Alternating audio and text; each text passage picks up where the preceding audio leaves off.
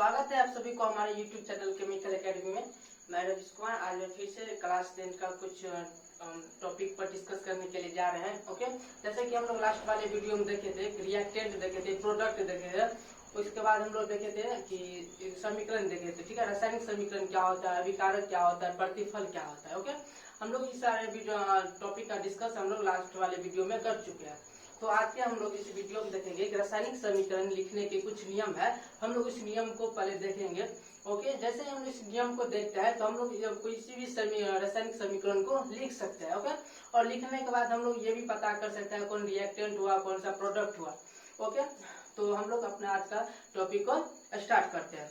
Okay, तो देखिए आज का हमारा टॉपिक हुआ कि रासायनिक समीकरण लिखने के नियम। ओके, देखिए रासायनिक समीकरण को यहाँ पर हम लोग कुछ पॉइंट बाय पॉइंट हम लोग देखेंगे। ठीक है, कुछ मुख्य बातें इनका जो रासायनिक समीकरण को लिखने में हम लोग का बहुत ही मदद करेगा। ठीक है, देखिए ये बहुत ही आसान है, बहुत ही कॉमन से बात है। आप लोग इसको गौर से सुनिए, आप लोग को सारा बात समझ में आ जाएगा। ओके, सो आप लोग वीडियो को शुरू से अंत तक देखिए, आपको बहुत ही इसमें कुछ सीखने को मिलेगा। तो ठीक है, तो हम लोग अपना टॉपिक को देखते हैं। देखिए जो हमारा इसमें फर्स्ट पॉइंट आता है, देखिए फर्स्ट पॉइंट हमारा क्या कहता है। फर्स्ट पॉइंट कहता है क्या कि अभिक्रिया के अभिकारकों को, ओके, अभिक्रिया के अभिकारकों को उनके संकेतों या अनुसूत्रों के पदों में समीकरण के बाईं ओर लिखा जाता है। देखिए इसमें मतलब अभिक्रिया जो होगा, जो रिएक्टेंट होगा, इसको हम लोग क्या करेंगे, बाईं ओर लिखेंगे। ठीक है, देखिए जैसे एग्जाम्पल में ये हमारा एक मान लीजिए ए हुआ और एक हमारा बी हो गया।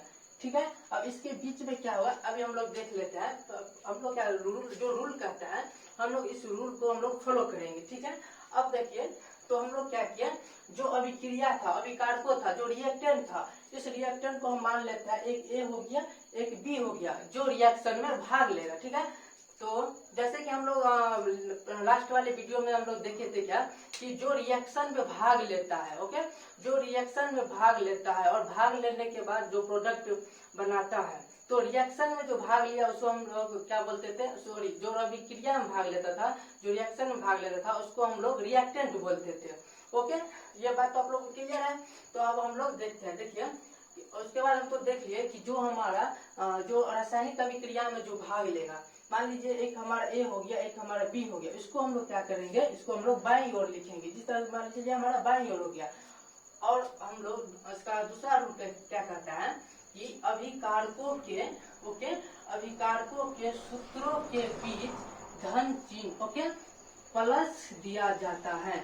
जैसे देखिए ये हमारा ए हो गया और बी हो गया, तो मान लीजिए ये हमारा क्या हो गया, ए, ओके, और हमारा बी हो गया, उसके बीच में बोलते हैं प्लस चिन्ह। ठीक है, धन चिन्ह प्लस यानी कि दिया जाता है। तो हम लोग इसको इस तरह से यहाँ पर कर दिए। ठीक है, जो हमें मतलब रूल जो कहता है वही काम हम लोग करेंगे। और देखिए मतलब जो रूल कहता है इसके हिसाब से हम लोग चलते हैं, इस रूल को फॉलो करता है। तो देखिए हम लोग कैसे रासायनिक समीकरण बना सकते हैं। उसके बाद जो आपका तीसरा रूल है वह कहता है क्या, देखिए कि अभिक्रिया के प्रतिफलों को उनके संकेतों या अनुसूत्रों के पदों में, ठीक है, समीकरण के दाईं ओर लिखा जाता है। देखिए अब क्या होता है, मान लीजिए एक हमारा ए हो गया, एक हमारा बी हो गया। ठीक है, ए हमारा क्या हो गया, पदार्थ या टाइप एलिमेंट, जो इस बात को हम लोग इस लास्ट वाले वीडियो में डिस्कस कर चुके हैं। ठीक है, या तो एलिमेंट होगा या कोई पदार्थ होगा। ठीक है, अब जो मतलब रिएक्शन किया, अभिक्रिया किया, देखिए एक बात और हम यहाँ पर क्लियर कर देना चाहता हूँ कि देखिए ये तीर जो होता है, ये तीर हमें ये बताता है कि रिएक्शन जो है वो किस ओर हो रहा है। अभी हम लोग क्या देख रहे हैं कि रिएक्शन जो है बाईं ओर से इधर हो रहा है, यानी कि दाएं की ओर हो रहा है। तो ये तीर जो है हमें ये दिखाएगा कि रिएक्शन किस ओर हो रहा है, वो डायरेक्शन को दिखाता है, दिशा को दिखाता है कि रिएक्शन जो है, अभिक्रिया जो है वो किस ओर हो रहा है। अभी मान लीजिए कि हम इस रिएक्शन को बाएं से दाईं ओर करते हैं, तो इस तीर को हम लोग क्या किस ओर, दाएं की ओर दिखाए। और मान लीजिए कि ये हमारा दो रिएक्टेंट हो गया, मान लीजिए कि इसका रिएक्शन हमें इस साइड करवाना है। ठीक है, तो हम लोग क्या आएंगे, दाएं से बाएं की ओर आएंगे। तो ये तीर जो होता है वो रिएक्शन की दिशा को दिखाता है कि रिएक्शन जो है वो किस ओर हो रहा है। क्लियर? तो हम लोग ये इस रूल को हम लोग डिस्कस कर लिए। अब हम लोग इसका इतना तो हो गया। तीसरा रूल क्या देखें कि अभिक्रिया के प्रतिफलों को उनके संकेतों या अनुसूत्रों के पदों में समीकरण के दाईं ओर लिखा जाता है। तो देखिए मान लीजिए कि यहाँ पर हमारा एक रिएक्टेंट था ए और बी, ठीक है। इसको हम लोग रिएक्शन अभिक्रिया कराए, ठीक है, रासायनिक अभिक्रिया कराए, रासायनिक केमिकल रिएक्शन करवाते हैं तो हमारा कुछ प्रोडक्ट बनता है सी और क्या मान लीजिए डी। ओके, अब देखिए फोर्थ जो रूल है वो क्या कहता है। देखिए फोर्थ रूल कहता है कि प्रतिफलों के सूत्रों के मध्य धन चिन्ह दिया जाता है। तो देखिए जो हमारा प्रोडक्ट बना प्रतिफल हुआ, उत्पाद हुआ, तो देखिए इसके बीच में फिर हम लोग क्या करेंगे, इस तरह से प्लस कर देंगे। तो देखिए ये हमारा कुछ इस तरह से रासायनिक समीकरण बनता है। अब हम लोग कुछ एग्जाम्पल के द्वारा समझते हैं कि ये रूल को कैसे फॉलो करता है, ठीक है। तो हम लोग एग्जाम्पल निकालेंगे। हमारा एग्जाम्पल फर्स्ट हो गया, जैसे हो गया हमारा zinc, okay, zinc plus hydrogen, okay, hydrogen sulphuric acid, ठीक है, हाइड्रोजन सल्फ्यूरिक एसिड हो गया Zn प्लस H2SO4। जब इसे हम लोग क्या क्या करते हैं, अभिक्रिया करते हैं, रासायनिक केमिकल रिएक्शन करवाते हैं, तो केमिकल रिएक्शन कराने पर क्या होता है, देखिए ये H2 जो है वो निकल जाता है। H2 निकल गया, तो H2 जो निकल गया उसको हम लोग यहाँ पर लिख देते हैं H2, यानी कि H2 यहाँ से निकल रहा है। अब बच गया क्या, देखिए यहाँ पर Zn और SO4, ठीक है। तो ये SO4 इसके साथ क्या होगा, रिएक्ट हो जाएगा, यानी तो क्या होगा Zn और उसके बाद क्या हो जाएगा SO4, ठीक है। अभी हम लोग क्या करते हैं, इसको हम लोग मान लेते हैं A और ये तो प्लस हो ही गया। उसके बाद क्या हुआ, ये जो इतना कंपाउंड था, ठीक है, मॉलिक्यूल था, इसको हम लोग क्या मान लेते हैं B। देखिए अब A प्लस B, जहाँ मान लीजिए जो हमारा रूल के हिसाब से जो हमारा फॉर्मूला बना था A और क्या B, बीच में प्लस था, तो देखिए A और प्लस B, तो ये इतना हो गया। इसके बाद जब इसको हम लोग रासायनिक अभिक्रिया करा रहे हैं, अब फिर हम लोग यहाँ पर तो हम लोग जान गए हैं कि ये तीर जो है ये हमें क्या दिखा रहा है, ये तीर, तो ये तीर हमें ये दिखा रहा है कि रिएक्शन किस ओर हो रहा है। तो अभी हम लोग क्या देख रहे हैं, जो रिएक्शन जो हो रहा है वो बाएं ओर से दाएं ओर की ओर दाएं तरफ हो रहा है। तो ये तीर को हम लोग इस ओर दिखाएंगे जिस ओर अभिक्रिया हो रहा है, ठीक है। तो देखिए और ये इतना को हम लोग क्या मान लेते हैं, C मान लेते हैं, और ये हो गया D और प्लस तो हो गया। तो देखिए यहाँ पर क्या हुआ, A प्लस B, देखिए A प्लस B रासायनिक अभिक्रिया करवाए, केमिकल रिएक्शन जब हम लोग करते हैं तो केमिकल रिएक्शन करने पर क्या हुआ, देखिए C प्लस D बन गया, ठीक है। अब इस रिएक्शन में फिर हम लोग एक बार डिस्कस कर लेते हैं।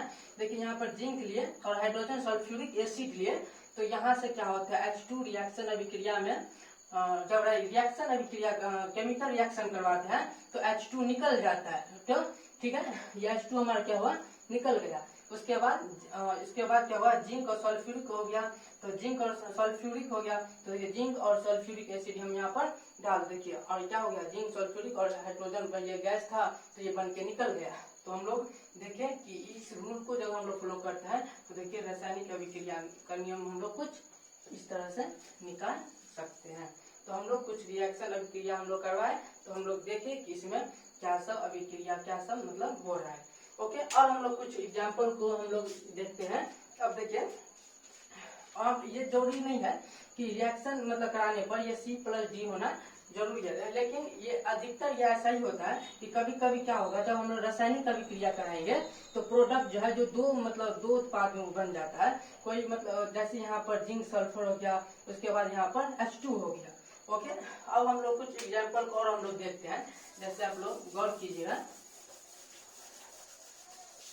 देखिए अब हम लोग क्या करेंगे, जैसे हम लोग यहाँ पर H लेते हैं, ये हमारा एग्जाम्पल 2 हो गया, और क्या लेते हैं, ऑक्सीजन लेते हैं, ठीक है। इन दोनों को जब हम लोग रासायनिक अभिक्रिया करते हैं तो रासायनिक अभिक्रिया करने पर क्या बनता है, यहाँ पर C ले लिया, कार्बन और ऑक्सीजन। जब इसे हम लोग रासायनिक अभिक्रिया करते हैं तो रासायनिक अभिक्रिया पर ये क्या बनता है, CO2 बनता है। ये हमारा क्या हो गया, प्रोडक्ट हो गया। ओके, ये हमारा प्रोडक्ट हो गया। और C और ऑक्सीजन यानी कि कार्बन और ऑक्सीजन ये हमारा क्या हो गया, रिएक्टेंट हो गया। तो हम लोग कभी मतलब जब भी हम लोग रिएक्शन करवाएंगे, रासायनिक अभिक्रिया करते हैं, तो हम लोग बता सकते हैं कि कौन सा रिएक्टेंट हुआ, कौन सा प्रोडक्ट हुआ। और ये तीर चिन्ह, ये जो तीर का जो चिन्ह हुआ, इसलिए तो आप लोग जान गए कि रिएक्शन किस ओर हो रहा है। तो ये दिशा को दिखाता है कि रिएक्शन जो है मतलब कहाँ से कहाँ हो रहा है। तो हम लोग क्या देख रहे हैं कि बाई ओर से दाई ओर रिएक्शन हो रहा है। तो ये तीर हमें दिशा को दिखाता है कि रिएक्शन किस ओर हो रहा है। ठीक है, तो हम लोग ये एग्जाम्पल देख लिए। एक एग्जाम्पल हम लोग और देख लेते हैं। ओके, आप लोग का डाउट्स क्लियर हो जाएगा। देखिए, अब हम लोग क्या करते हैं, H2 ले लिए और Cl2 ले लिए। इसके बाद इसको हम लोग जब हम लोग इसको रासायनिक अभिक्रिया करते हैं, तो देखिए रासायनिक अभिक्रिया क्या होगा, H और Cl। तो हम यहाँ पर लिख देंगे H और Cl। देखिए अब क्या होता है, यह क्या हाइड्रोजन भी 2 है और क्लोरीन भी 2 है। तो यहाँ पर हम लोग ले लेंगे 2। देखिए जब हाइड्रोजन और क्लोरीन को हम लोग रासायनिक अभिक्रिया करते हैं, तो रासायनिक अभिक्रिया को हमें क्या मिलता है, हाइड्रोजन क्लोराइड मिलता है। ओके, तो हम लोग कुछ एग्जाम्पल को देख लिए कि रासायनिक समीकरण लिखने के नियम को भी हम लोग देख लिए कि रासायनिक समीकरण कैसे लिखा जाता है। इसमें हम लोग ये आप देखिए यहाँ पे क्या होता है, जैसे कि ये H हो गया, ये क्लोरीन हो गया, हाइड्रोजन और क्लोरीन, तो ये हमारा रिएक्टेंट हो जाता है। रिएक्टेंट जिससे हम लोग हिंदी में क्या बोलते हैं, अभिकारक। और ये हमारा जो रासायनिक अभिक्रिया में जो भाग लेता है वो तो ये रिएक्टेंट होता है। और रिएक्शन अभिक्रिया में भाग लेने के बाद जो मतलब जो मॉलिक्यूल बनता है, ओके, जो पदार्थ का निर्माण होता है, तो यानी कि ये मान लीजिए हमारा हाइड्रोजन क्लोराइड बन रहा है, तो ये हमारा क्या हो गया, प्रोडक्ट हो गया। ओके, उम्मीद है कि आप लोग को ये रूल आप लोग को समझ में आ गया होगा। और आप लोग भी मतलब कुछ रिएक्शन आप लोग अपना बुक निकालिए, आपके पास जो भी बुक हो, आप इस बुक में कुछ रासायनिक अभिक्रिया इसमें से देख कर ही आप लोग क्या कीजिए, प्रैक्टिस कीजिए। और आप लोग देखिए कि कौन सा रिएक्टेंट होता है और कौन सा प्रोडक्ट होता है। ठीक है, अब देखिए मान लीजिए कि ये तीर जो हुआ वो इस साइड हो गया। ठीक है, मान लीजिए इसका रिएक्शन हम कुछ इस ओर करवाते हैं। ठीक है, यही और ठीक है, रिएक्टेंट सेम रहेगा, सिर्फ हम लोग देखते हैं, सिर्फ हम उसको दिशा तीर को चिन्ह को हम लोग दिशा को हम लोग चेंज करते हैं। अब मान लीजिए यहाँ पर हाइड्रोजन हो गया, यहाँ पर क्लोरीन हो गया, तो बनेगा तो यही। ठीक है, यहाँ पर हाइड्रोजन हो गया, ये क्लोरीन हो गया, तो यहाँ पर क्या हो गया, HCl तो होगा है, ये हाइड्रोजन भी 2 है, क्लोरीन भी 2 है, तो हम यहाँ पर क्या करेंगे, यहाँ पर 2 लगा देंगे। ठीक है, 2 लगा देंगे तो देखिए ये बैलेंस भी हो जाता है और रासायनिक अभिक्रिया में भाग लेकर कुछ नया पदार्थ का निर्माण भी करता है। तो देखो जो रासायनिक अभिक्रिया में भाग लिया वो तो रिएक्टेंट कहलाता है, ओके, अभिकारक कहलाता है। अब ये तीर चिन्ह, हम ये तीर का यहाँ पर चिन्ह देख रहे हैं, हम लोग देख रहे हैं, तो ये तीर चिन्ह हम लोग को क्या दर्शाता है कि ये तीर चिन्ह हमें ये दर्शा रहा है कि रिएक्शन जो है वो दाईं ओर से बाईं ओर की तरफ हो रहा है। ओके, तो जो तो हमारा रिएक्टेंट हुआ, जो अभी रासायनिक अभिक्रिया में भाग लिया वो रिएक्टेंट हो गया। और जो रासायनिक अभिक्रिया में भाग लेकर जो नया पदार्थ का निर्माण करता है उसे हम लोग क्या बोलेंगे, प्रोडक्ट बोलेंगे। ओके, उत्पाद प्रतिफल को कहते हैं। ठीक है, तो अब हम लोग ये पूरे मतलब देख लिए कि रासायनिक समीकरण लिखने के कुछ नियम भी देख लिए, उसमें कुछ एग्जाम्पल के द्वारा हम लोग कुछ समझ भी गए कि रासायनिक अभिक्रिया में क्या कौन भाग लेता है तो क्या कहलाता है। जो रासायनिक अभिक्रिया में भाग लेता है वो रिएक्टेंट कहलाता है। रासायनिक अभिक्रिया में भाग लेने के बाद, ओके, रासायनिक अभिक्रिया में भाग लेने के बाद जो नया पदार्थ का निर्माण करता है वो प्रोडक्ट कहलाता है, उत्पाद कहलाता है, प्रतिफल कहलाता है। उम्मीद है कि आप लोग को ये रूल समझ में आ गया होगा और आप लोग रासायनिक समीकरण बना भी सकते हैं। ओके, रासायनिक समीकरण लिखने का हम लोग नियम देखे, ये देखिए मुख्य 4 ही मतलब था। एक इसमें 5 नियम वही था कि इसमें कुछ तीर के बारे में, तो हम लोग यहाँ पर तीर जो दिया गया है उसको तो डिस्कशन हम लोग कर लिए कि तीर जो होता है वो किसी रिएक्शन की जो है मतलब दिशा को बतलाता है कि रिएक्शन किस ओर हो रहा है। मान लीजिए ये हमारा दायां हो गया, ये बायां हो गया, ये दायां हो गया। यहाँ मान लीजिए रिएक्टेंट हो गया, रिएक्टेंट हो गया। मान लीजिए इसको हम लोग बायां से दायां की ओर मतलब रिएक्शन करवाएंगे तो तीर जो हमें इस तरफ को दिखाना पड़ेगा, बायां से दायां की ओर हमें दिखाना पड़ेगा। ठीक है, ताकि हम लोग को ये समझ में आए कि रिएक्शन किस ओर हो रहा है। ठीक है, मान लीजिए हम लोग रिएक्शन जो है दायां से बाएं की ओर करवाना है तो तीर को हमें इस तरफ दिखाना पड़ेगा, दायां से बाएं की ओर हमें दिखाना पड़ेगा। ओके, तो ये बात आप लोग को समझ में आ गया। अब हम लोग नेक्स्ट लेक्चर में देखेंगे कि रासायनिक संतुलित रासायनिक समीकरण क्या होता है और असंतुलित रासायनिक समीकरण क्या होता है। ओके, उम्मीद है कि आप लोग को ये वीडियो समझ में आ गए होंगे। आज के लिए इतना ही, थैंक यू।